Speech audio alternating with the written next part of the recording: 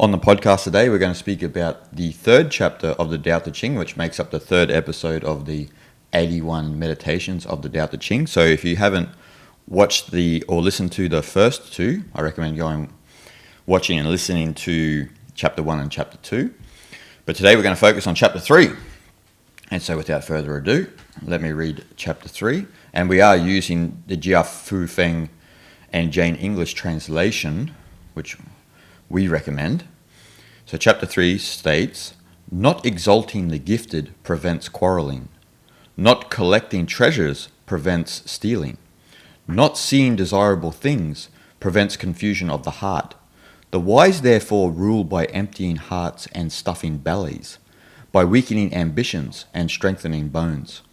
If people lack knowledge and desire, then it is best not to interfere. If nothing is done, then all will be well." And there's a lot to talk about here, right? So, and this relates to society, culture, everything. And a lot of people, have these dreamy ideas that Lao Tzu is just talking about the wisdom of how the Tao moves through the world and so forth and so on. But he's also highlighting the ridiculousness also of society and culture and how that actually acts as a blockage to the energy of the universe flowing through our inner structure, right? And expressing through our being. So that's one of the things that a lot of people misinterpret. They just think it's just about waxing lyrical about Wu Wei, even though Wu Wei is in this chapter, but waxing lyrical about that. But it's also about how do we come into alignment with that. And so does society and culture help that, I mean, definitely Lao Tzu was somewhat, I think, a sociologist as well, I think, because putting a lot of criticism and, very valuable critique over societies and culture, right? Mm-hmm. Especially Confucianism. Yeah. Well, there was for Confucianism, right, particularly at that time. But it's something that we can apply to any society, right? Because Lao Tzu is teaching, or Taoism is a teaching of the way of nature. So the way nature actually is, and we are a part of that nature, and we also accord with that way. And we come into accord with that way when we start to drop all of the socialization, which actually it gets into a little bit in this chapter. So we'll start from let's just go from the first cab off the rank, right? Not exalting the gifted prevents quarreling. There's many ways to interpret that, right? So not exalting the gifted prevents quarreling. So we've, and also it obviously was back in Confucius's time, right? Where the gifted, so to speak, were exalted and were praised, and but what does this do? This produces, as we know, especially today, gossip and backstabbing, and they use just as Jia Fu Feng just uses quarreling here, but it causes conflict amongst people in society. Yeah, under this Confucian culture, he would have praised someone who are very good at, studying the certain subjects at that time was very valuable to know and things like that. But the problem was that society will put these individuals up in the pedestal as an example to be and to learn from, and they eliminate what kind of individual values they actually have. For example, not only just be good at something, but to become a really good human being. That's being completely eliminated, right? Yep. I think that is the problem. That causes a lot of gossip amongst other people, in general public, right? Yeah. Well, especially back in that time, there was the concept of the Junzi, so the superior man, and we're using man here in literal sense, because Confucius didn't have a high opinion of women, and so becoming a self-cultivated gentleman, or a superior man, if we translate it correctly, that's who was the exalted ones in the warring states period of China, like the Confucius, Lao Tzu, Mencius, Xunzi, all of these guys in that period of time, Zhuangzi, and they were deemed as the exalted ones, right? Like they were deemed as the ones that we ought to look up to. But that caused that it's not natural because, as Lao Tzu constantly always points out, that naturally in nature we are all the same. Just because you can do something better than someone else doesn't mean you're actually better than that in other individuals, right? Yeah, I mean, the perfect example is like social medias and mainstream media platforms. Sometimes, well, not sometimes, a lot of times they say highly of these celebrities that like most of people on the planet would know, right? Yeah, like. Of course, yeah. Such a good musician or actor or entrepreneur, businessman, you just name it. But yeah, those individuals must be good at what they actually do. But as a human being, what kind of individual they are is actually not to be known to anyone really. But just to highlight that they're good at certain things to make those people as if like they're heroes or some really successful individual that we need to really look up to, or we need to follow their footsteps or something like that, can easily mislead a lot of people in a wrong way, right? Like, because not everyone has ability to do those people have done, right? Do what they do. Do what they do, yeah. Well, exactly. Well, again, Lao Tzu's pointing out that one of his core reasons he's pointing that out is because we conflate being super moral with being gifted at something.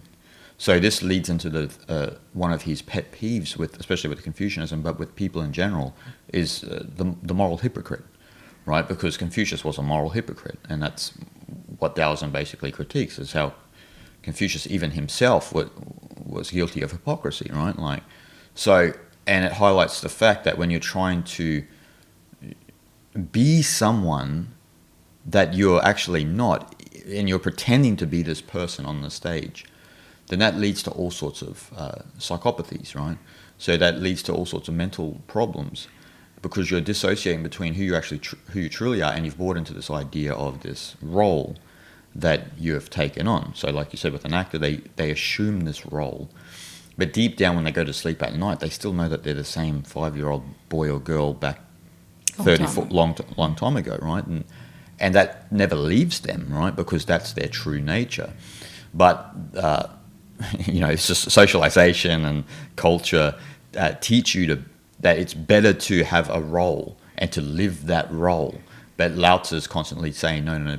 And Zhuangzi also points out the fact that once you believe you are the role, that leads to all sorts of psychopathy because you're living an image of yourself and not living who you truly are, right? So yeah, that creates complete disconnection from your real self, your real nature, yeah. And so that's one of the big problems of also having high praise of celebrities and so forth and so on. So as we said, in doing that, it causes all sorts of conflict and quarreling and infighting and gossip, and it produces that, right? There's no way around that. So yeah, definitely. So we'll move it on. So not collecting treasures prevents stealing. So not collecting treasures prevents stealing. So this one's pretty much a no-brainer, right? It's pretty simple to understand. Our possessions possess us, right? And the one who is constantly accumulating wealth and accumulating status and projecting an image of themselves into the world are the first ones to be cut down in life, right? I think also a lot to do with greed. Yeah, a lot to do with greed, exactly. Yes, and like desires, as in like not in a necessary way. Yes. Unnecessary desires and greed, Exactly, right? yeah. If you become greedy, that also breeds other people to become greedy as well. 100%. Yeah. Well, you're trying to again establish yourself as some sort of authority, and for whatever reason, in all cultures actually around the world, those with the most material possessions, accumulated wealth, those essentially, as you said, who are the most greedy, were the ones who, or have been the ones who have had somewhat the most power in society, you know, and the most influence over people. That's quite interesting because, like, let's say 1,000, maybe 2,000 years ago, when there were like a royal family were ruling the nation, like, and when you go to see the museums and things like that nowadays, that you see those like luxurious necklace and jewelries displayed, which was worn by the royal family, right? And again, that is to kind of display their status and authority over the general public. Yes. But from seeing so, general public will definitely have an idea, oh, I wish I had that. We all have that, right? It's just kind of human nature. Of course. Yeah. We want all those nice things as well. But again, from doing so, that causes stealing and all these social problems. Exactly. Well, that leads into the second and the third line are connected, right? So third line, not seeing desirable things prevents confusion of the heart. So if you're not seeing those desirable things and you're not seeing these famous people and that, it prevents confusion in the heart. But if you're constantly engaged in social media or television gossip and so forth and so on, it's going to cause confusion in your heart because why don't I have those things? I want those things. Like you said, it's producing that desire that it didn't exist until you actually visibly saw another individual with this so-called accumulated wealth that they have. When we keep projecting that kind of an idealistic self to outside, and you're watching all these things, and but that in the end you feel kind of terrible. You feel like you feel that you are so like lesser than these people. You feel you're so you are like seem so poor in a way, and you feel so lack, right? And again, that is to cause the confusion in the heart. But it's just a projection of your idealistic self, and that is to be shown in these media platform. But that itself is flaw. They are almost showing these individuals to market certain ideas to the general public, right? And in society in general, right? To cause more problem, to cause more conflict between people. Some reason they want that, right? Well, it keeps people chasing their tail, right? It keeps people chasing their tail, and it keeps them in the game of the economy, right? It keeps people connected to the culture of materialism and fame and fortune, and it keeps people chasing their tail in trying to achieve whatever or whoever they think has achieved success, in air quotes. Now, success is such a loaded term, but also such an empty term, as we know, because success in what? People often, you hear a lot of these self-help gurus and so forth and so on using this loaded term of being successful. But what do you mean? Because, like, are you talking about success in life, or are you talking about having success in your occupation? Or because you have to really dissect what you mean here. Using success as this empty term that there's this thing that we all are trying to achieve, which is called success, is actually an illusion. Because are you talking about success in football, or what are you talking about? Because success in football and success in life are somewhat diametrically opposed. If you're talking about success in life, then that's what comes from the Tao Te Ching. That's success in life, where you have understood Lao Tzu's knowledge of the contentment of contentment. Now, Lao Tzu's not saying that's better or worse than success in football, but he's just saying, do you know the contentment of contentment? Now, that's what success in life is. But success in football is a completely different thing, right? It's about playing grand finals and, you know, achieving the, you know, your optimal state as an athlete. That's success in football. For you, success as a musician is, you know, being able to play the violin effortlessly and being on the stage and, you know, being part of a great orchestra and all of these things. That's success in music, right? So we're using these loaded terms to confuse people, confuse their heart, as Lao Tzu would say, and not, in a sense, not understand their true nature and actually what somewhat their own personal path in life is. Because you'll come across your own personal path in life often when you've switched off from the world. This is why Terence McKenna once said, "Culture is not your friend." Terence was a big advocate of Lao Tzu and Taoism, and he understood that essentially culture is not your friend. And what he means by culture specifically is pop culture. You know, what's popular, you know what I mean? Like TikTok and all of this garb, you know. Yeah, another thing I wanted to mention along with that line is that since 80s, late 80s, and since 90s more so, I think these like in a newspaper or TV ad, you start to see these home loan advertisement, like own your own house and this and that. And again, that creates a lot of cash flow in the bank. Yes. But they show owning your own home is kind of your own success. Have a family and build your family, build your career, and own your own home is as if something that you need to achieve in your lifetime and kind of make it as like a ultimate goal, right? So American dream. Yes, that's exactly right. But so a lot of people then jump on board with that idea, right? And then everybody gets this lifetime mortgage to own a like 3-4 bedroom house, mansion, or whatever. And once they sign the contract and all that, they feel like, oh yeah, finally, you know, I achieved what I've dreamed of in my life and this and that as if kind of ultimate success in everyone's life. Yes.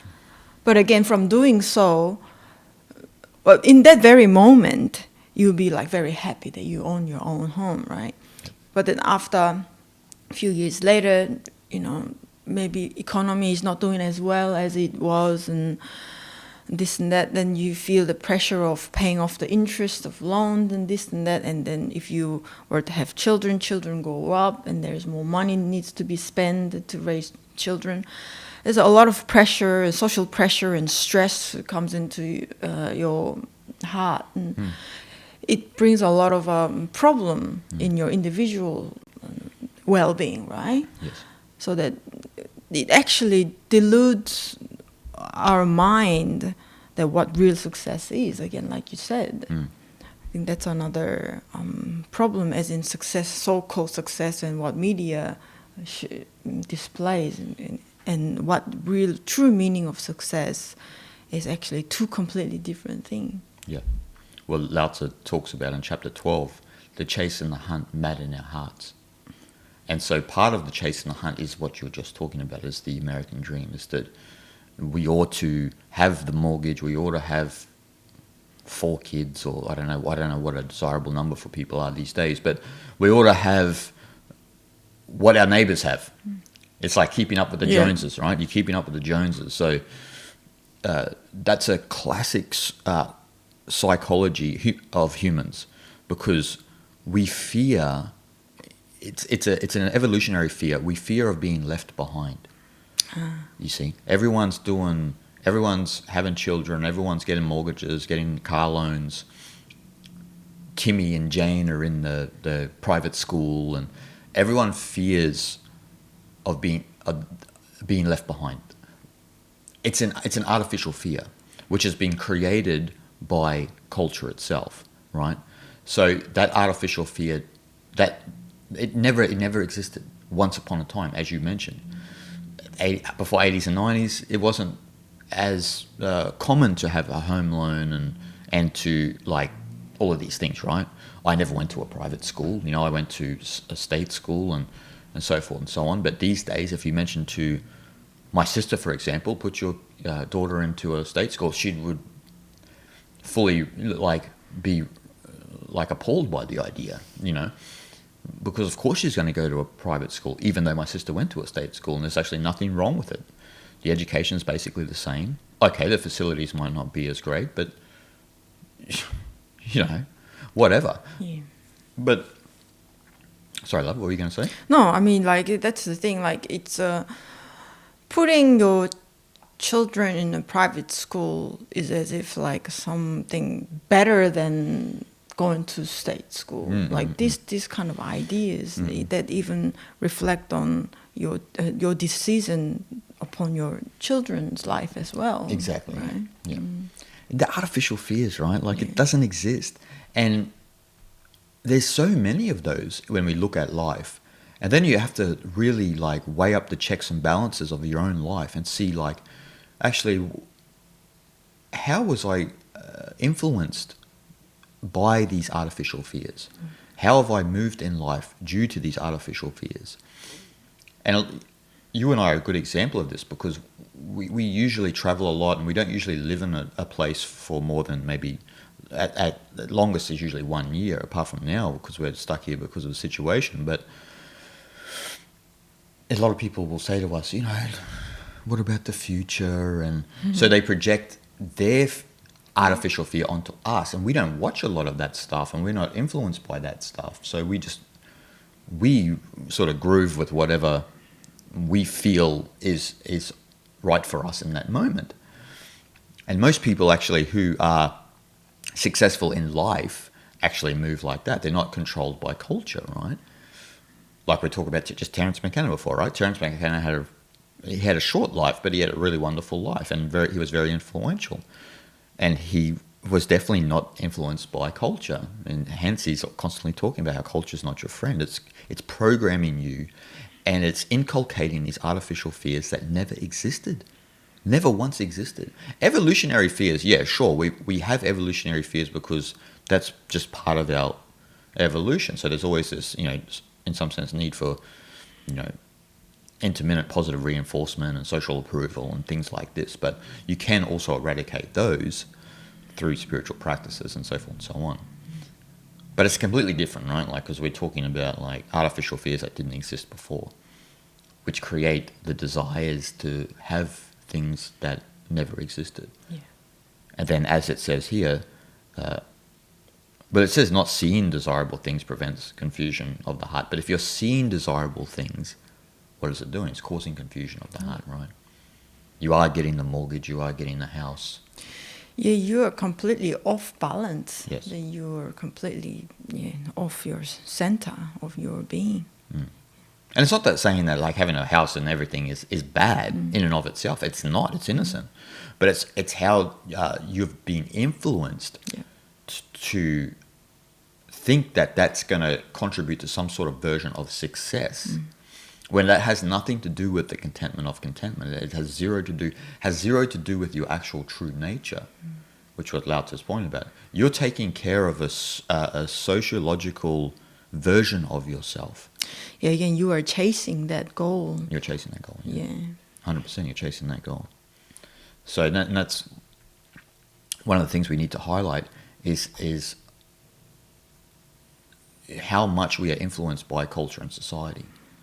And we need to pinpoint how that's influencing us and how that's actually breaking us down and destroying us. So in talking more about that, we have to talk about our attachment to desires, right? So Jia Fufeng, in describing this chapter, he says, the wise rule by freeing people and themselves from attachment to desires, that is, cravings. And he goes on a bit more, but we won't go into that just yet. So it's interesting, right? Because the desires, even the artificial desires lead to craving, right? You start to crave things that didn't exist once upon a time, right? Yeah, it's somewhat seed had been planted somehow, right? It could be just advertised somewhere or something that you heard from your friend or something, and that kind of instantly caused this desire and cravings. Oh, I should do that. I should have it or something. You know, something that you feel that you are lacking. You Yes. need to go out and chase again because of the artificial desires that it's been planted from outside influence. Yeah, 100%. And that's leads into, I mentioned chapter 12 before, but one of the core elements of chapter 12 is the desires of the eye and the desires of the belly. And Lao Tzu makes a distinction. The desires of the eye are these desires that we have that confuse the heart, that the third line of this chapter talks about. And what we're talking about, desires of the eye, we're talking about artificial desires. We're talking about desires that were created by society and culture, that don't exist naturally. Now the desires of the belly, on the other hand, are just your natural desires. Oh man, I could use a warm blanket right now. I could use a cup of tea, like just natural things to us. I'm hungry. It's like Lin Chi, like the Zen wisdom, you know what I mean? Eat food when you're hungry, move your bowels when you need to take a dump, and so forth and so on, you know what I mean? Like, You don't need to overthink why it's like the no, because you're up in your head, right? You're making it an analytical thing.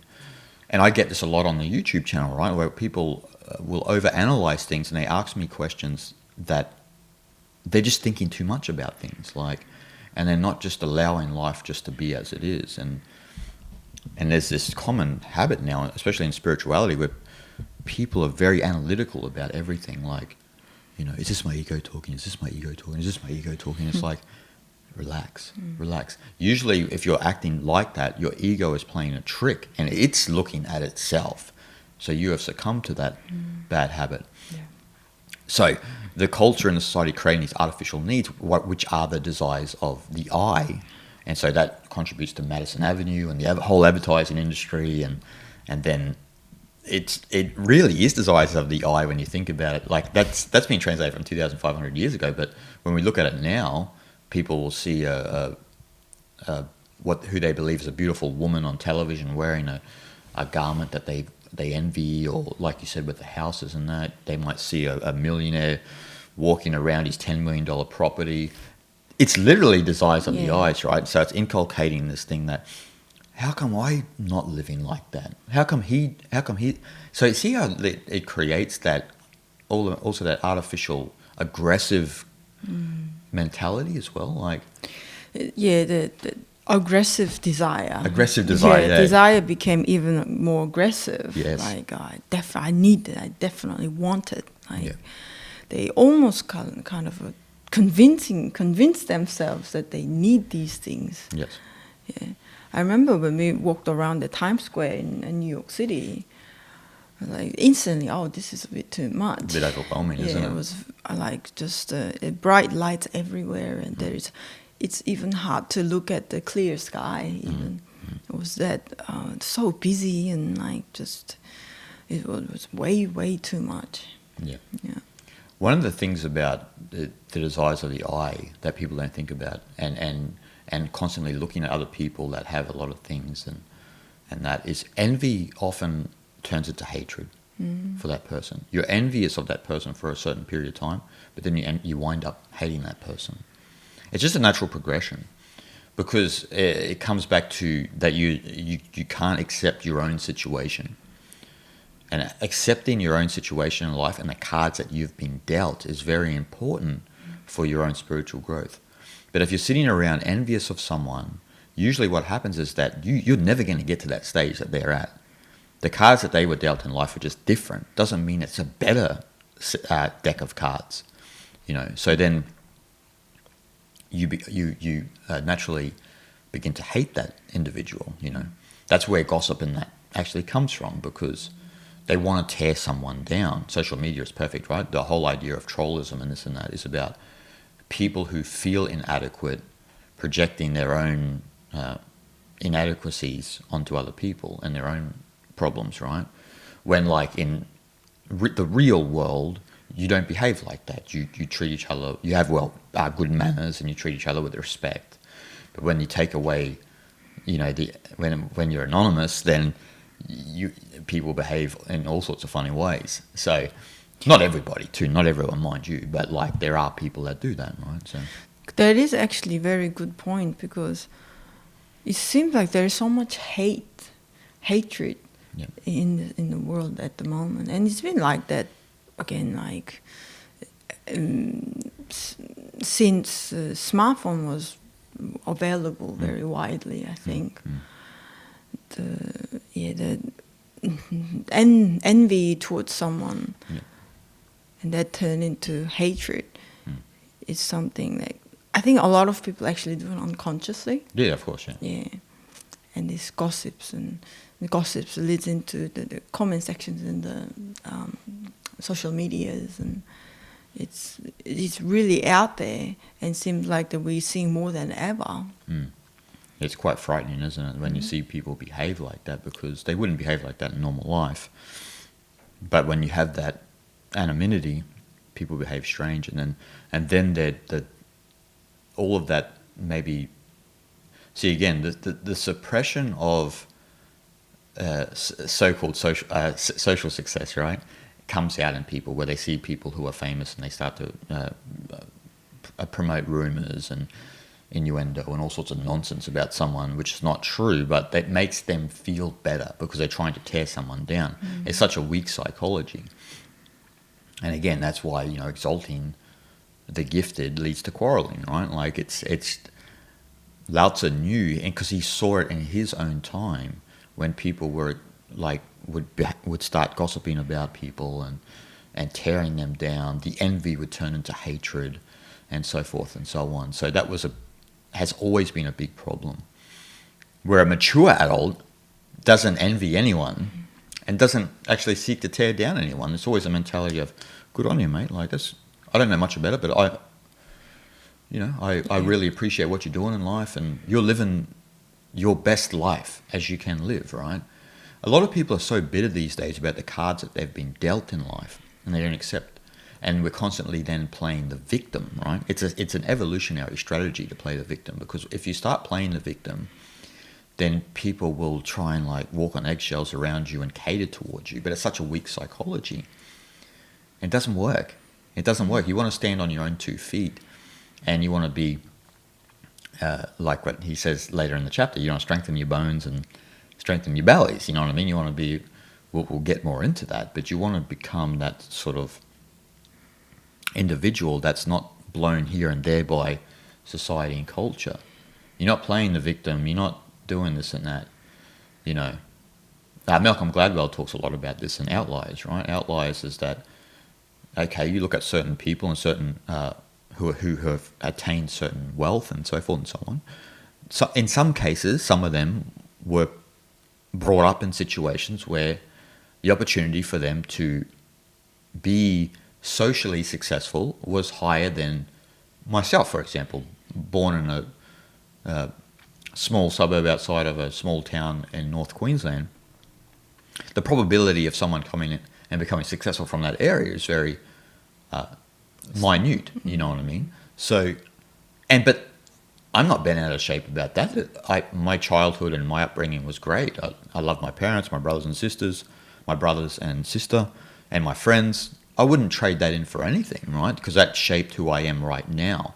But people are not looking at life like that. They're not looking at life that, hold on, if where I am right now, I could only be where I am right now with all of this past experience. So would you delete all that past experience to be Brad Pitt? Like, would you do that, or are you going to accept your situation and stop playing the victim and just live your best life? I think sometimes we need to be a bit more critical and objective of our own upbringing and situation sometimes. Because if you are too in your head, then that's where like a lack and envy and jealousy all comes from, I think. Whereas what you said, when you objectively look at your situation, then actually it couldn't be any better than that, right? And you get the whole different perspective in life and your own path in life, right? Well, if you don't have the upbringing you had, I don't have the upbringing I have. You and I don't meet each other. Yeah.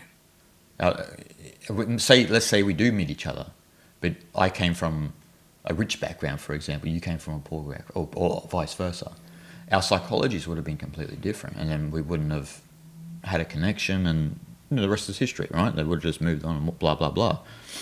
So so what do you value then? Of course you value, okay, I'm appreciative that I had all that behind me because I met you and we're doing this now and we've met so many wonderful people through the channel. I wouldn't give it up for anything. You know what I mean? Like, it's, what, to have $1 million? Like, $1 million can only go so far these days. Doesn't even go that far, actually. Yeah, it is. I mean, because things are so expensive. But, you know, so, and I talk about that actually in my new book on digital technology, about the cult of comparison, how that's been sort of coming to the forefront of people's minds, which is what we've been talking about, this cult of comparison, comparing your mind or comparing your life to other people who are so-called successful and famous, and you envy them and you wish you were them. And then sometimes the harsh reality is that even no matter how hard you try, you will never be them. You know, you'll never be them. You'll never have the fame, the fortune. You might be stuck in a 9-to-5 job. But again, it comes down to acceptance. It comes down to that you have to fall in love with your own life, you know, and not look at other people's lives.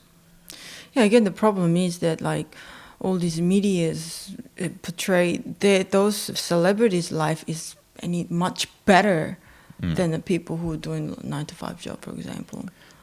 And like, without those people who are working 9-to-5 at the 9-to-5 jobs, there is no society that's functioning as it is now, for example. Exactly. Like, we need these people. Yeah, of course, yeah. Right? Yeah.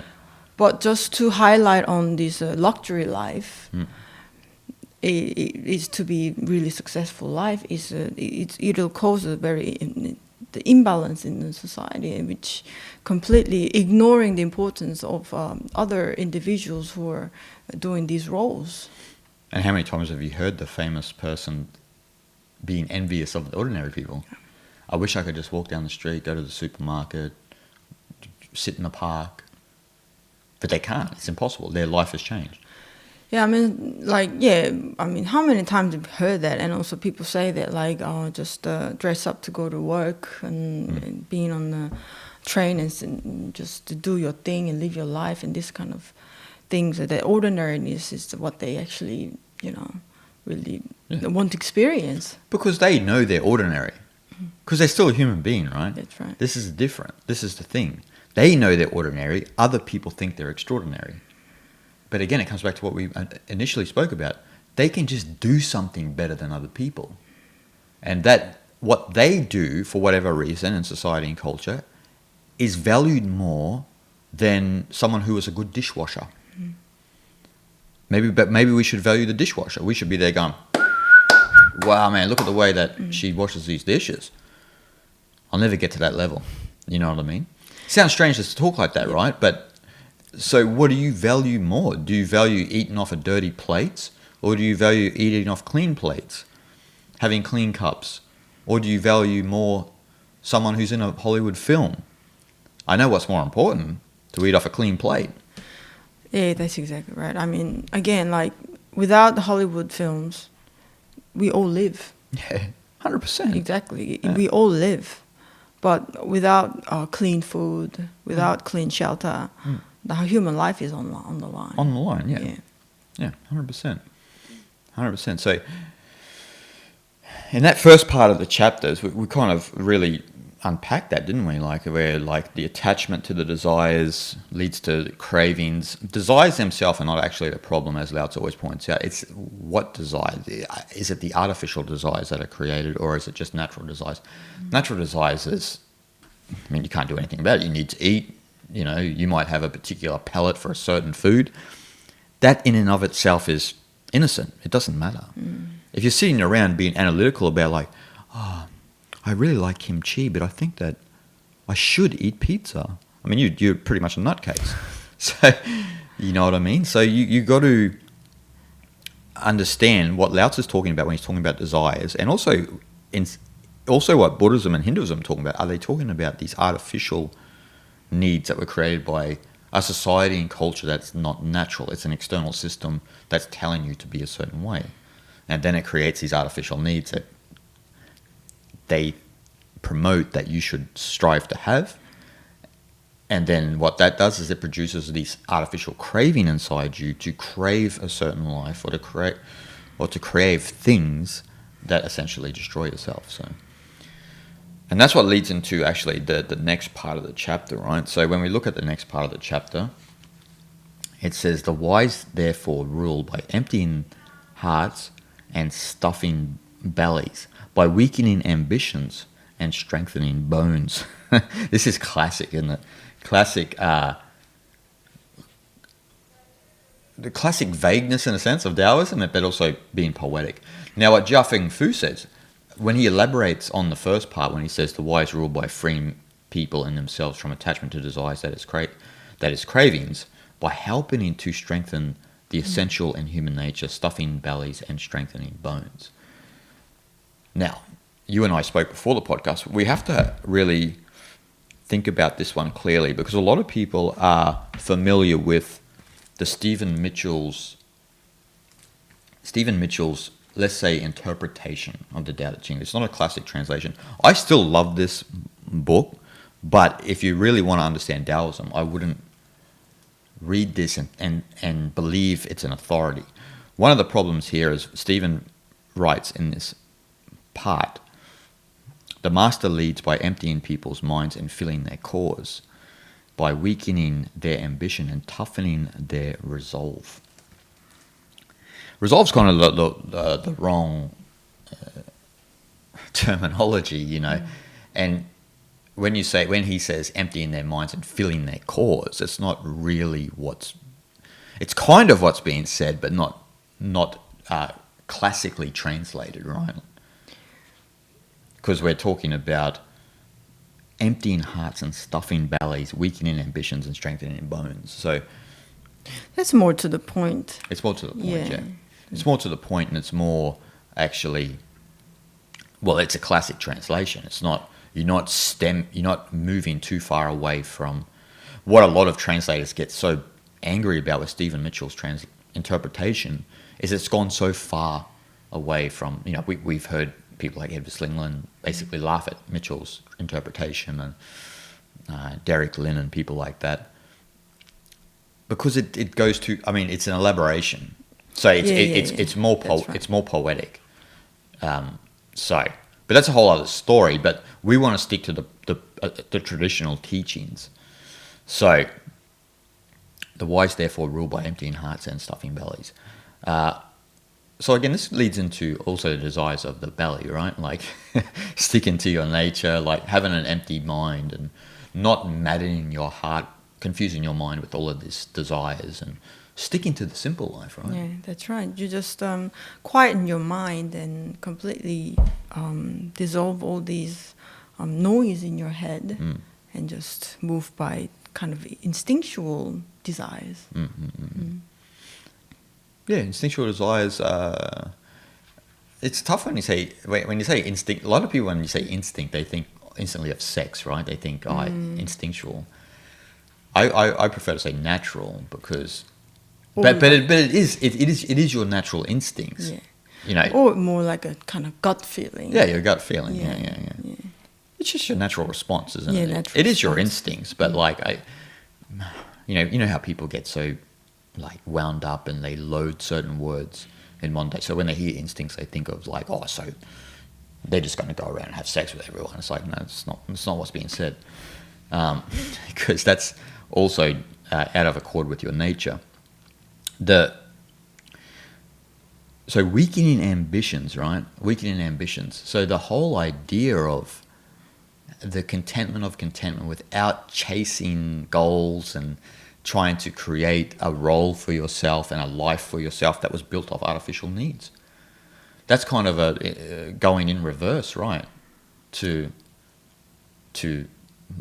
modern society, right? Like, Yeah, it's all about letting go of that attachment, yes. isn't it? Just to become detached by all these artificial influences from outside, and again, what strengthen the bones, so they stick to your bones. Yeah, right? stick to your nature. Yeah, stick to your nature and follow your natural calling from within yourself, not get moved by outside influence.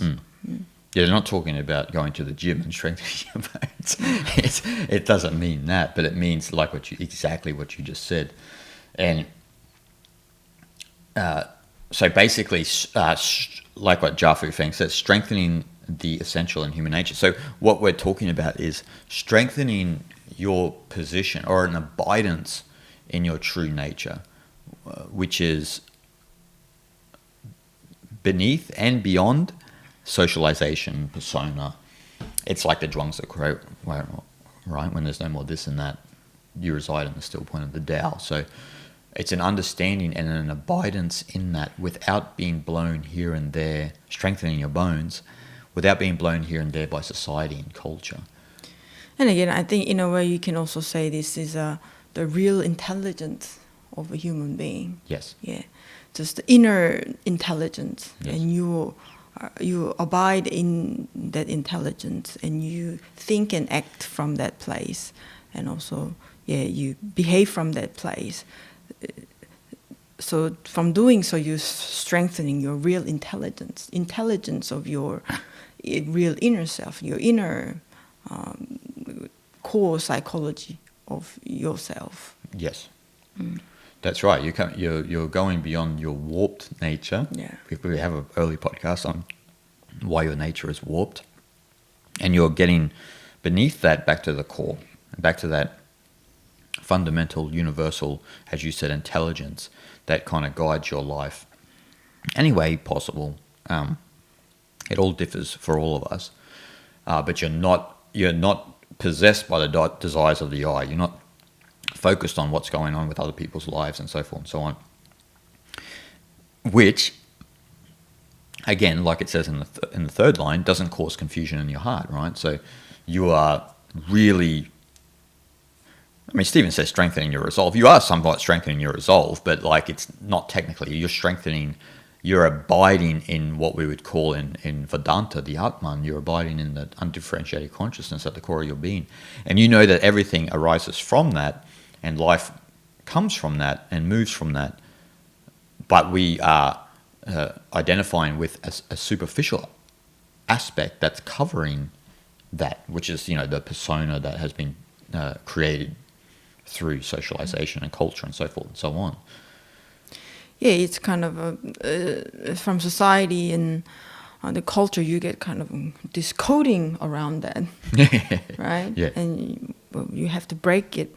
That you need to find your real intelligence, and you trust that intelligence. Yes. That intelligence, you could say the Tao, right? Yeah. And you go with it, and you come from that place at all times. Yes.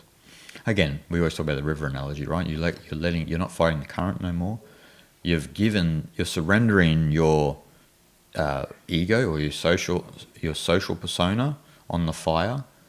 You're putting it on the fire of Shiva, and you've stopped fighting the current, and you're allowing the Tao or Shiva to move you in life. Its power becomes your power, but not you as a person. You as that, which is identical with that, but has manifest as this being, so, and you're moving with it and without fighting life. So, and that's really the essence of stuffing your bellies and emptying your heart, stuffing your bellies, weakening ambitions. Now, a lot of people will maybe have a nervous reaction to weakening ambition because we believe that we ought to be ambitious, right?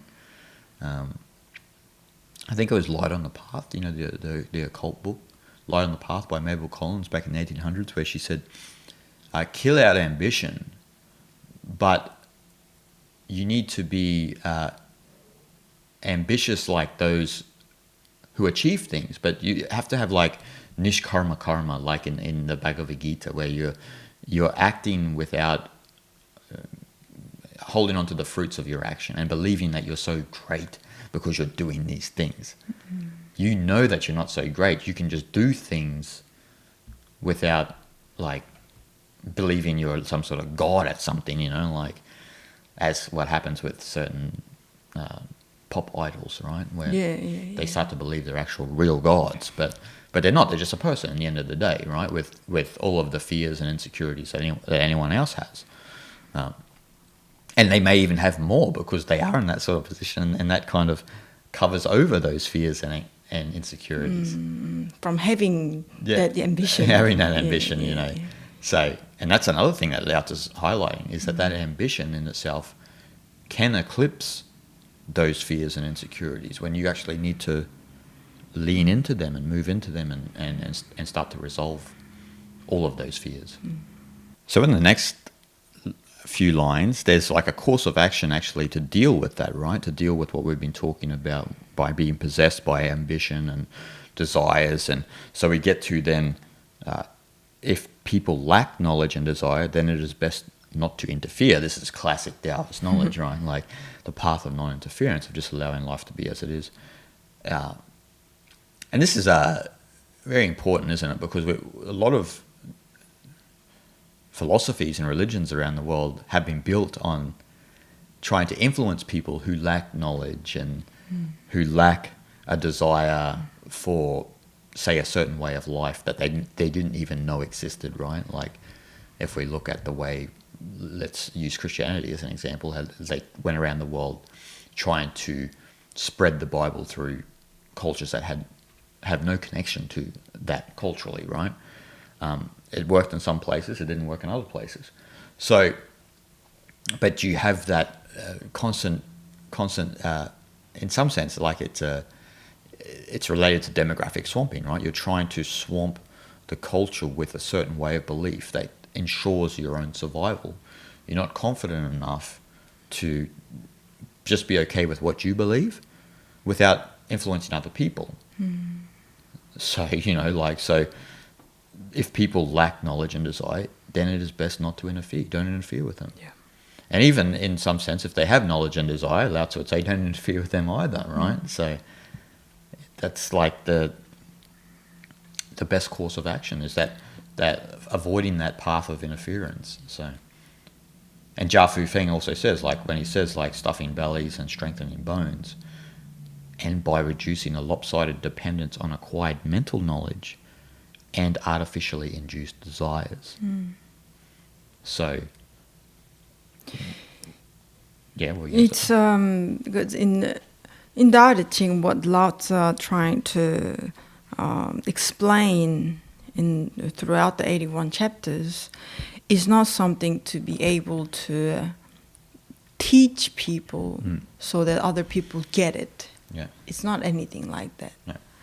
It's, ironically, people will get it from not getting interfered by their own life, right? Yeah. That's that's why it's kind of always mysterious as well. That is why it's saying, yes, best not to interfere with the people who lack knowledge. Or not interfere at all, really, is it? Yeah. So, even those, like what I said, those who have knowledge, leave them do their thing. You know what I mean? Because they usually know everything. So you don't want to go and stir the hornet's nest. You know what I mean? You just leave it for what it is. So, see, the strategy to get back to our nature is like what Jia Fu Feng says, reducing the lopsided dependence on acquired mental knowledge and artificially induced desires. Because we depend on this too much on the analytical part of our mind, right? And obviously it was still a problem back in the Warring States period of China, and probably before that, because Taoist societies likely existed before Confucian societies. And so there was, you're trying to get out of depending on what you believe is right, what you think is right, So this is why Lao Tzu always talks about you need to unlearn. And what he's talking about unlearning, people, see, one of the problems with people when they hear lines like that, they might read it through a bad translation and this and that. They think they just need to unlearn everything. What Lao Tzu is talking about is unlearning this cultural template and these artificial desires and that have been inculcated inside you to sort of guide your life. And you got to unlearn that crap. And you got to remember also that he was writing the Tao Te Ching in response to Confucianism. So he was trying to say that you need to unlearn Confucian morality, because Confucian morality only causes psychopathy because it produces moral hypocrites, and you're trying to make something natural which isn't natural. So naturally that will create confusion in the mind, because you're not sticking to nature. If you stick to nature, obviously there's no confusion in the mind, there's no disconnect in your being. You know, you're a complete human being.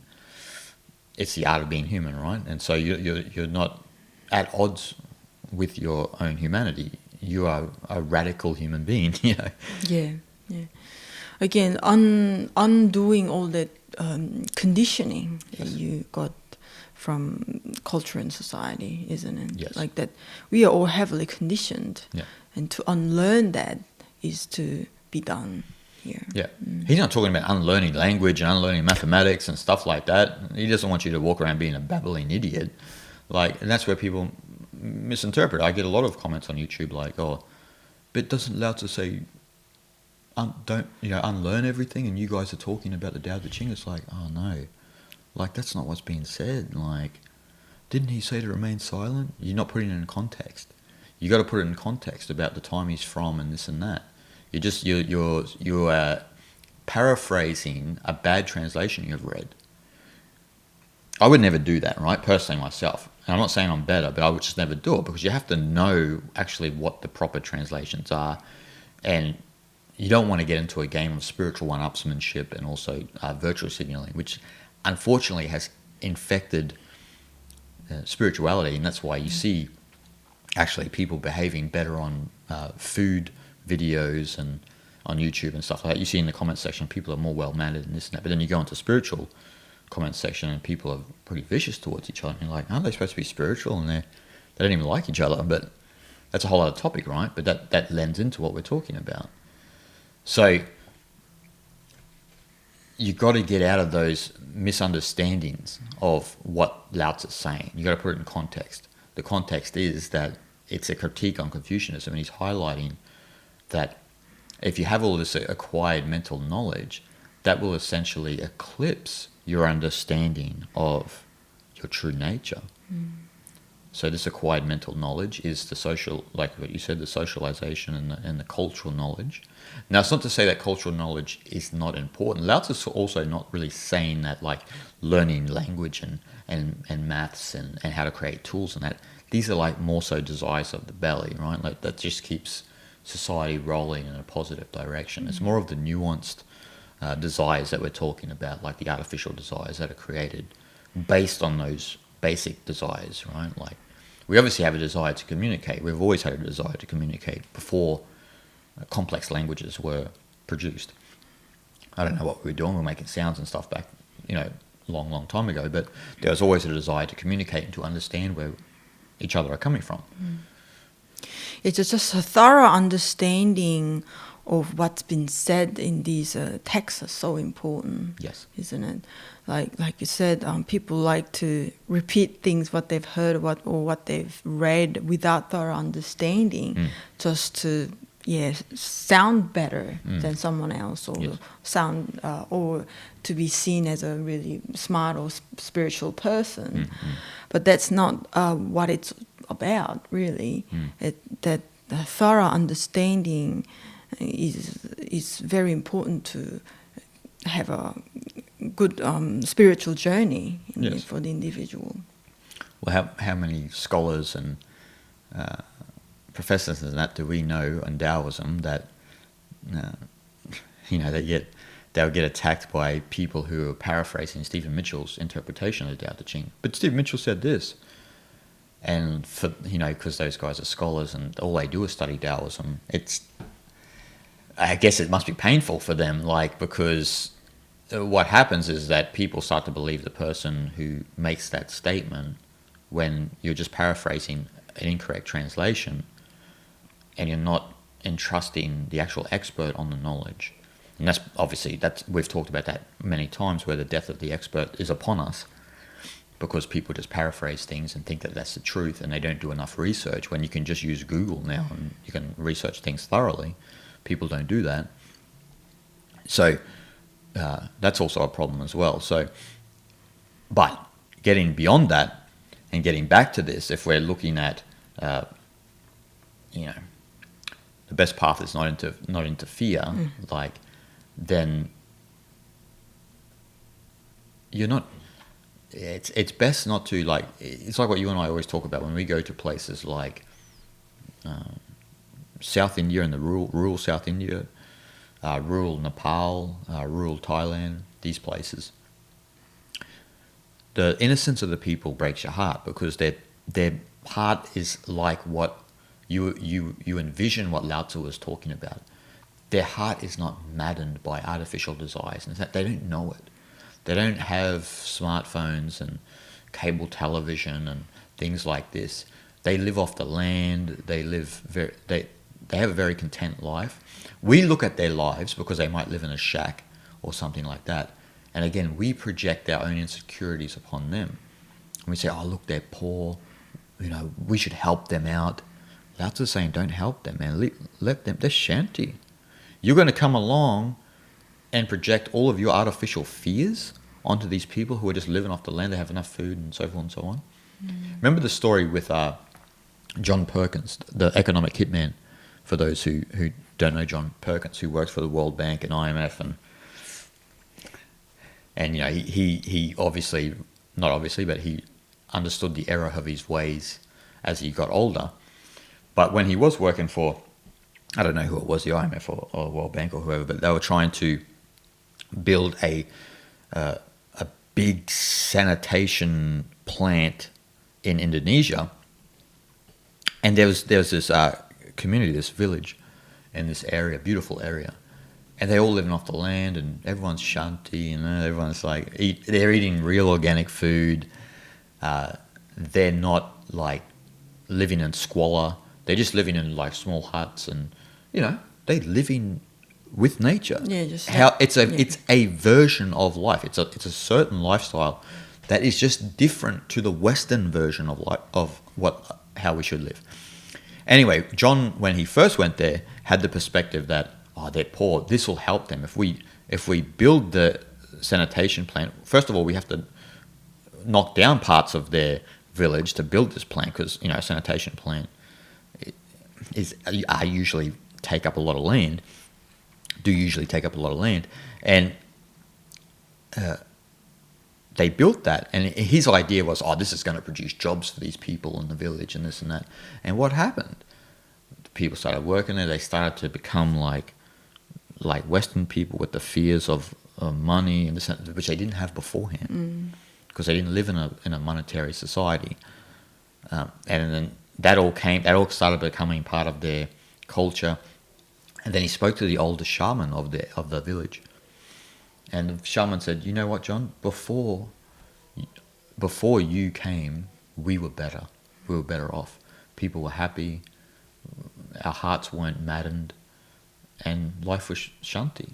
Now you've come along. Sure, we have money now, but we didn't need a lot of money, or we didn't even need money before you came. We just lived in the forest, man. We were cool. And I remember actually when he initially met the leader of the village, saying, look how you guys live in these little houses on the mud, and there's no proper sanitation system and this and that, and so you guys are living very poor, so we can help you. We can improve your living condition, and we can provide these things, and we can make you rich. But the leader of the village said, well, I don't get what you're saying. We are already rich. Yeah, We have this land. We have all these plantations, trees and forests, and we can just walk a little bit and we can just get the fruit of the tree, and we live in happy. We don't lack anything. No. I don't know what you're talking about, really. Whatever you think we need is, we probably don't need those things what you're talking, because we are completely fine. We are rich and happy. That was the reaction, right? Yeah. And that's a kind of that is why I think he wrote that moment in his book, saying that kind of enlightening moment for him, like okay, like what did I think of rich? Being rich is just up to interpretation, really. And his version of John Perkins' version of being rich was based on artificial desires, is what Lao Tzu would say. It's based on artificial desires because you're, as you would mention earlier, about houses and cars and this and that. So it's based on this illusion of security, which then creates actually insecurity because your possessions possess you and you're out of accord with nature. Whereas the people in Indonesia were just living, as you said, in little small huts. They had an abundance of fruit and vegetables and livestock, and they lived in nature, right? And so, yeah, that is rich, right? Because you don't have any concerns, any like social concerns, any artificial concerns that are created by some sort of abstract culture that we've created, like, or that, you know, the Western world and developed world have created, which doesn't really exist actually, and that's Lao Tzu's point. And I mean, in the book, he himself, with John Perkins himself, had been believing in that idea of abundance, right? Yeah, like of course, having cars, owning a house, and having all this social success and this and that, right? And then he realized that it was all nonsense. Hence he wrote The Economic Hitman, right? And he wrote many other books on shamanism and so forth and so on. He went completely in the reverse direction. The other way, yeah. But that's a classic example of not interfering with people who are innocent in mind and pure at heart. We need people who are innocent in mind and pure in heart because we're running out. It's a resource that the world's running out of. This is why, maybe one reason why, you know, when you look at North Sentinel Island off of India, off of the Andaman Islands, why the people don't want any people from the mainland to come, and they throw spears and this and that. Even though there was one guy once upon a time who went there and did all these wacky tests on them, and they had bad experiences, so they got rid of that guy. That was back in the 1800s, I think. And so they have so that was very strange for them, because this person came from the mainland and they had all these funny instruments and toys and doing these tests on them, and just weird. For them it's weird because they live in nature, right? They depend on whatever food is on North Sentinel Island, and there's a lot of coconuts, I'm assuming, and so forth and so on. But then you have this white man come, I think he was English, and doing all these funny tests on them back in this. But they embraced him. But since that time, they haven't embraced anyone else. They're like, man, we don't want that happening again. That's kind of embedded, and it's like a generational imprint that they have. They're like, man, we don't want any of those psychos from the mainlands. Like, again, a recent example was like this one Christian missionary landed in the island, and he had an idea that he's gonna bring all these great ideas that he thought he had, and gonna make these people civilized and lighten up their life and this and that. But again, what happened? He got killed, yeah. Yeah, but then around the world, the media going like just to accentuate the point that he actually got killed, right? And they make that island, the original people of the island, being a bad side and being a criminal, like. But like, it's their land. Yeah. And like he wanted to interfere their life, right? Yeah. Interfere with their way of living, a way of thinking, whatever. Yeah. But then that's the end result. So that that example is very clear cut and very obvious, in a sense. But that's how it is, and they live off the land, and they live the natural way. Yeah. So that what's the better way? I mean, just let them live their life. There's a larger conversation there, right? Like, because when the media started talking about that he died, and no one wants anyone to get killed, right? No one wants anyone to get killed, no matter what they believe, and so forth and so on. But the larger conversation is that they are not part of the world that we live in. They live in their natural world, and their experience of life only came from that one guy who came there and done all those funny tests and that on them.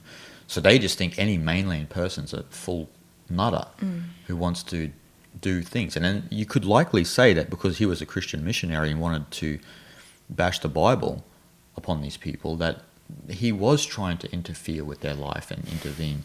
He shouldn't have died for sure, but they don't know. They don't have those beliefs that we have in the so-called developed world. You know, like you said, like he wanted to make them civilized. But what do we term as civilized? Is their life more civilized than ours? I mean, look at our life. Look at the world around us. People are at each other's necks. People hate each other. I'm pretty sure it's a little bit more harmonious on North Sentinel Island. We don't know. We can only speculate. But they've been there for a long, long, long time.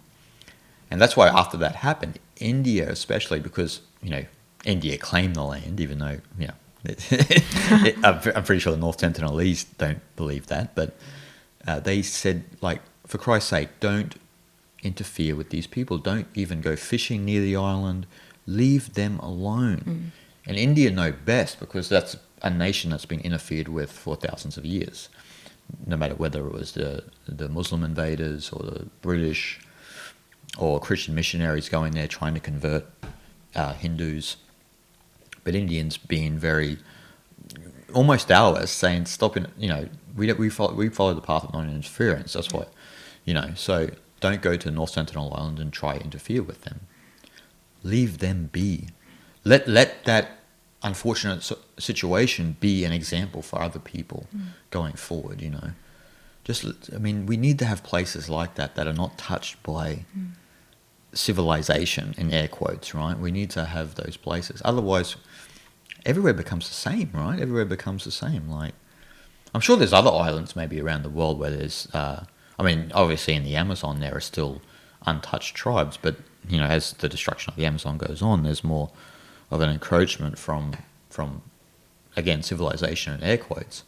So, but this is very important, because we're talking about the path of non-interference and what can happen when you start to try to interfere, because it doesn't sit well with some people. Other people who do lack knowledge and this and that may be innocent in heart and pure and not kill you and not oppose you with violence. But you're going to influence them a certain way according to your own beliefs, your own subjective view of the world. And then it becomes a larger conversation about whose subjective view of the world is right. And they're all not right, and they are right, in a sense that from your own subjective viewpoint, they're right. You think it's right, but it's not the objective viewpoint of the world. And Taoism and Lao Tzu's wisdom and Zhuangzi's wisdom is always about sticking to the objective version of the world. So getting out of beliefs and cultural norms and social norms and seeing the world purely for what it is. I think that could be also interpreted by the weakening that ambition, isn't it? Like weakening that ambition that you think what you think is always right, that's perfect, and people should think the same as I do, because that's the absolutely right way to think, and this and that. That's the absurd ambition that you want to project on other people, and having short sight of that objective view in reality, really. Yes, exactly, 100% love. That's weakening the ambition is weakening your own beliefs, weakening your own subjective viewpoint. Because if you weaken that, then you won't walk around the world trying to persuade anyone. Yeah, and you'll let people be shanti. You know what I mean? I mean, peace. Like when people talk about peace on earth, peace on earth is really simple. When you think about it in that context, leave people alone. And actually, so in the end, you will realize that how much better for you too. Like you can kind of you let life to be, and you allow things to happen and to be as it should be. Then much less burden for you to go out and shout out your own ambitions. Get on the megaphone. But it's a spiritual practice too, right? The spiritual practices, if we're talking about the great traditions of Taoism, Buddhism, and Hinduism, is about working on yourself. So if you still have a very biased view of the world, subjective view of the world, then you will become a social justice warrior and so forth and so on. You still have an agenda. So the point of Eastern spirituality is to be an agendaless being. Yeah. Have no agenda. And then, like you said, it frees you. Because you're in some sense a hostage to your beliefs. You become a hostage to your beliefs, because what happens? You might see something, you might watch something and then it evokes that belief in you, and you get very angry, or like it agitates you, that means you're still possessed by something that's an artificial creation. That belief you have is an artificial creation. You've got to eliminate that. You've got to start working on yourself through deep meditation and contemplation, and understand how this conditioning is influencing just the way that you behave in the world. Yeah, exactly. And once you let go of all that, like you have much less burden in your heart, so that there's less seriousness in life, right? Yeah. So you just take things not too serious anymore, and much more lightened up. You feel much more light. Yes. And you go about your business without too much of burden and seriousness, and whenever like obstacle comes on the way, you take it as just, again, not too serious, Yeah, right? yeah. So things become much easier for yourself, I Yes. think. Because life's not serious, right? And that's why people make the mistake. I remember there was a lecture by Alan Watts, and his first thing in the lecture was, "Is it serious?" And typical Alan style, just laughed about it. Like, but really, like, he's trying to explore: is it serious? And what he's talking about is life serious. Human beings walk around creating this illusion that life is so serious. Taoism, obviously, and Lao Tzu and Zhuangzi's wisdom, because they point out the ridiculousness of society and culture, and the way that humans behave because of it, is pointing out that it's not serious, but people are walking around as if it's serious, and it's not. Life is not serious. You're not serious. You don't have to be. And Eastern spirituality is supposed to free you from all of this burden of seriousness, so that you can just have that Zhuangzi psychology of free and easy wandering, where you're just, man, life's great. You're moving through life. You're not caught in your mind and overthinking about, is this the ego, or what did they say, or my beliefs, this and that. You are free from all of that hypnosis, and you're just moving as one with life, because life's not so serious. So, and that's an important practice, right? That.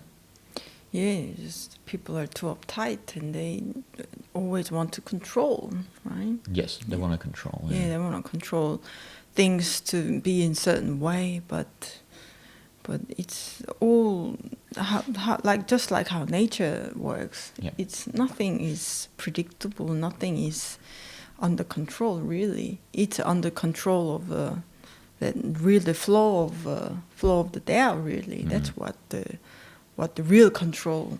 That's what's really controlling the show. Yeah, exactly. So that just to let it just do its thing, and just kind of make it less of your influence over your life, really. Lessen, and then you'll find things much easier, and sometimes things will just work it out in your favor. Having that trust, again, that its power becomes your power, and things become much easier, and nothing to be really serious or uptight about it. No. That's why we always, if we were to meet people, that's why we always feel more pulled towards someone who are not serious and just more humorous and make a light humor about things, and because that looseness is what really life is about. And from being so, I think you are much more in touch with your real self and the real sense of happiness, I think, as well.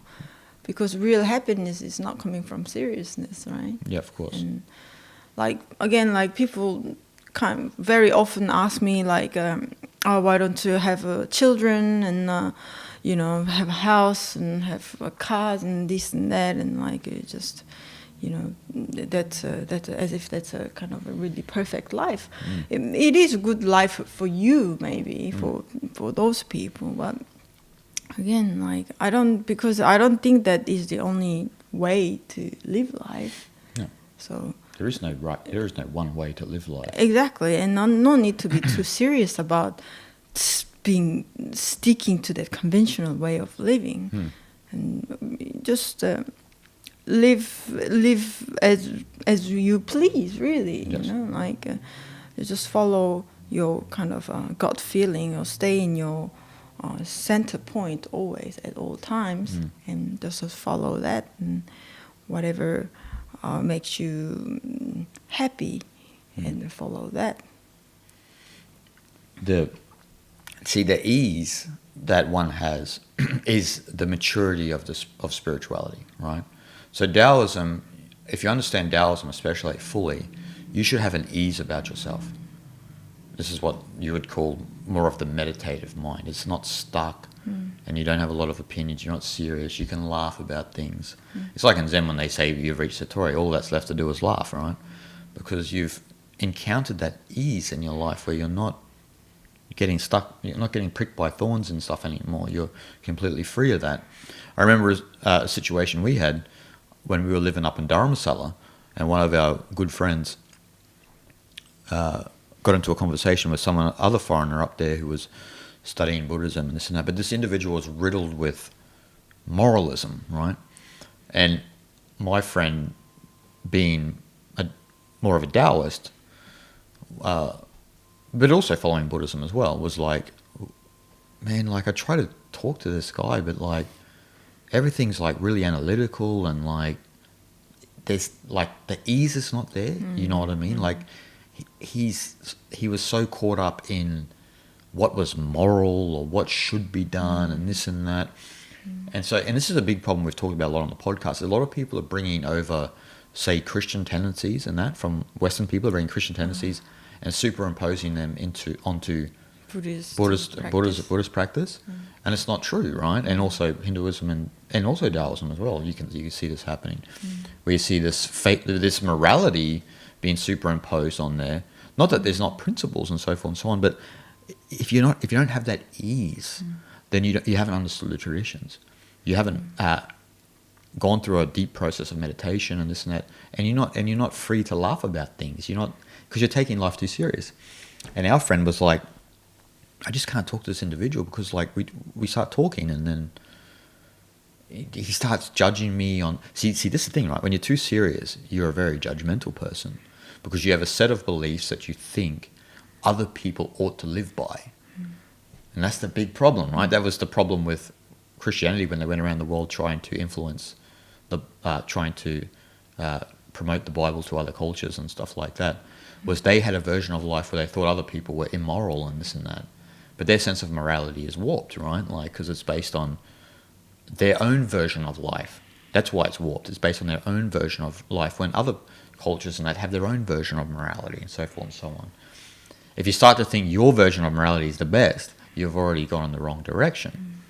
And so when we talk about that specifically, we're talking about moralism, right? And the last episode 2 of the 81 chapters of the 81 meditations of the Tao Te Ching, was basically about amorality and talking about how moralism leads to all of these sorts of psychopathies, where you have this over seriousness and this over analytical mind, where it's hard to flow in a conversation. It's hard to just be cool with life and groove with it. You're walking around judging life constantly, like, she did bad, he did bad, I don't resonate with what they're talking about. And you need someone there to be telling them, like, why though? So you're judging life based on your own beliefs, as if they're correct, as if that's the right way for everyone to live. And that's just, again, that's an evolutionary insecurity, because you're trying to swamp the world with your version of life, because that ensures your own security.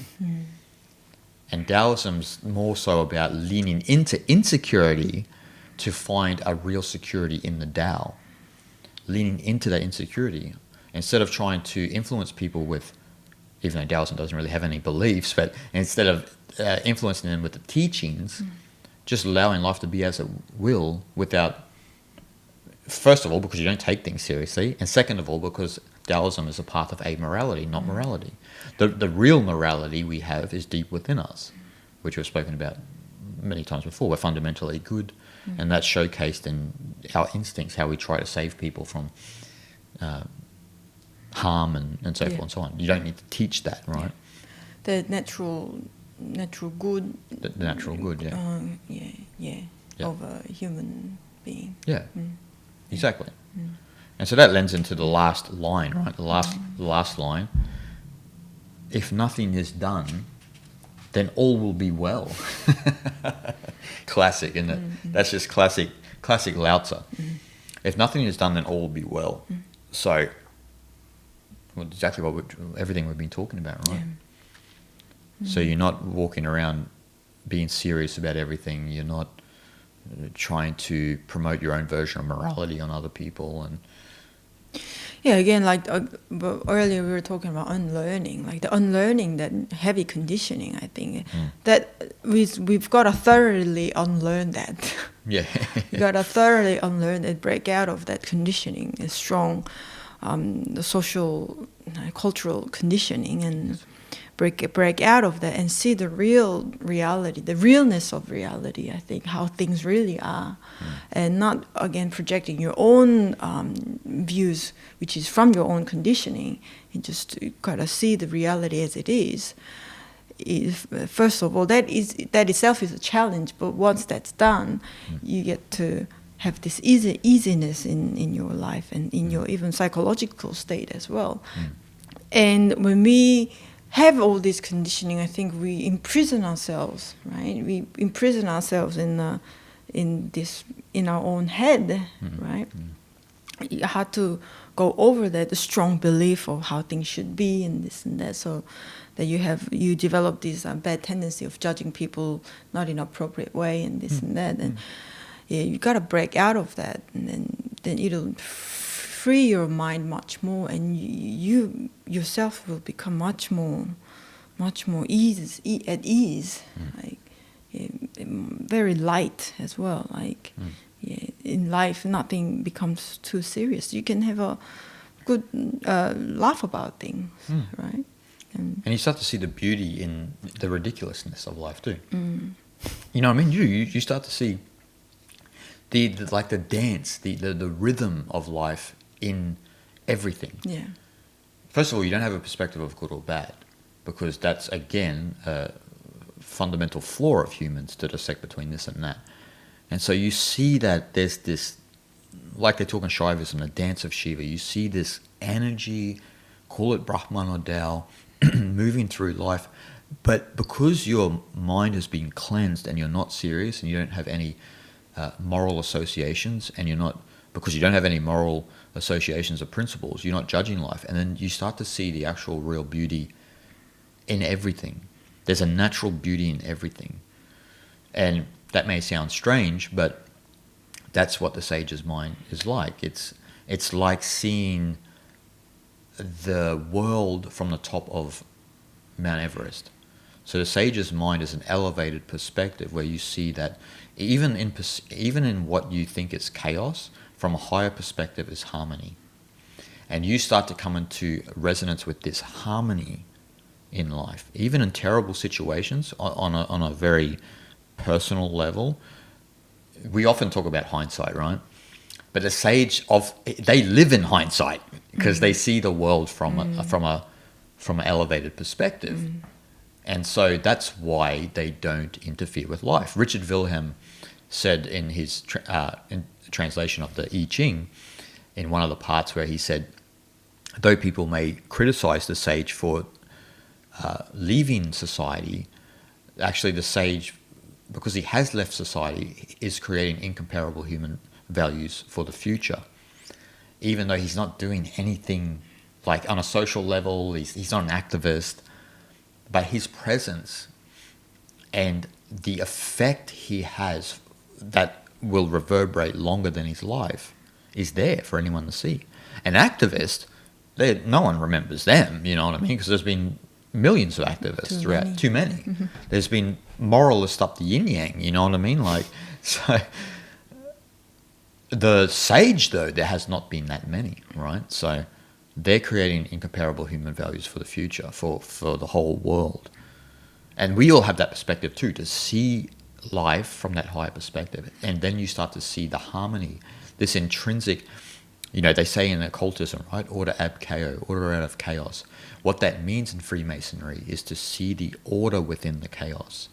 It's talking about like in the 33rd degree of Freemasonry, which is basically talking about the 33 vertebrae of the spine and relating to the crown chakra, which means that you see the world from an elevated perspective. You see the harmony, even on the ground level, it appears as chaos. But there's something happening, and it's growing into something. But we see it from a very small human perspective. We're not seeing it from a greater perspective. It's almost like life itself is somewhat a little bit like a living organism. Yes. When you look at it with the microscope, because you have no idea, like you would see one thing at a time, and like things seemingly are completely unrelated. Yeah. But then once you see just organism itself is a living, growing, moving thing, right? Yes, yes. Then it's completely fine. And as it is, it benefits everyone's life, right? Yes. So when you see it that way, I think that your life itself is somewhat, it's doing its thing. Doing this thing, yeah. When you analyze every little thing that happened in your life, and if you were to be that way, then you have to be negative, right? Because that's what all you're gonna see. But whereas you look back your entire life from at this point of your life, then as a whole thing, then it served very well for me to get here at this moment, and things are fine, Yes. Like it's just looking at just like a nature. Just like looking at nature. Yeah. Nature's a good example, right? Like you can see a leaf, and then you can zoom into the leaf, and there's a pattern, right? There's an intrinsic pattern. When you zoom out, there's a harmony which becomes the leaf. That's kind of like life itself. Yes. That's life itself. But if you're unpacking your life, event by event, you're only going to find things that, that was good. No, but that was a crappy experience, and so forth and so on. So you're not looking at it from a more of a grand perspective. And you made a good point that life itself is a living thing. And Lao Tzu and Zhuangzi talk about that in the sense that human civilization is just like an organism. So when you look at a tree, for example, the organism comes from a seed, and it grows, and it does its thing, it goes through its seasons, and so forth and so on. But there's a rhythm to it. Human civilization is the same. It's growing. There are moments when it contracts, and there's wars, and so forth and so on, and then it expands, and then other things happen. The sage is not touched by any of it, and they see the harmony and the pattern. They understand that it's an organism, and there's ebbs and flows, and there's spurts of growth, there's times of decay, there's all of this, right? And so it's about having an elevated perspective. Yeah, from acknowledging that the life itself is an organism, like it puts life in a completely different perspective. Yes. I think. Yes. Because you won't caught in the little things anymore. Yeah. Because you will, whatever you're going through in life, if it's an obstacle, that you can actually revert that idea. This is tough and this and that. But whereas you can revert that perspective to think that this will benefit me sometime in the future. Right now it's a little bit tough, but it'll turn around. It'll be okay. It'll be good for me in the end. Yes. Like this kind of idea. And you have to have trust and faith. Yeah. Just trust in that, yeah, right? You have to have trust in that process, that it's whatever the Tao or Brahman has in store for your small life is just what has to happen. It's just the way it is. You're trying to think of yourself in a certain form of specialness or uniqueness when you start to think that, why doesn't my life have this, and why am I going through this sort of situation, this and that? And oftentimes we're just leaning into negativity bias, and we're only looking at the negative things in our life, and mainly things in our life are positive. And we're not highlighting the things that we take for granted and so forth and so on, right? We might take relationships for granted or life circumstances for granted, and then we focus just on that, a motorbike ran over my foot or something like that, and my foot's broken, and like I got to get that guy, and so forth and so on. But it's like, that's just what happened, and you're clinging to that because of negativity bias. and you're not looking at the greater picture and all of the wonderful things that are actually happening around you and in your life, right? And so you've got to get out of this idea of this specialness and uniqueness, because you're not special and you're not unique. You're part of the world. The only thing that makes you special and unique is that we're all fundamentally connected to the Tao, to Brahman. That's what makes us special. But that makes us special as one, not as anything subjective. Yeah. So, and that's what the sage sees. They understand that there's this intrinsic oneness of life. And they, as Jiddu Krishnamurti would talk about, is they are living from wholeness, right? They're living from that one, that sense of oneness that is actually there, and you can tap into that and abide in that when you get out of this limited version of yourself that causes conflict and associates with a subjective view of reality.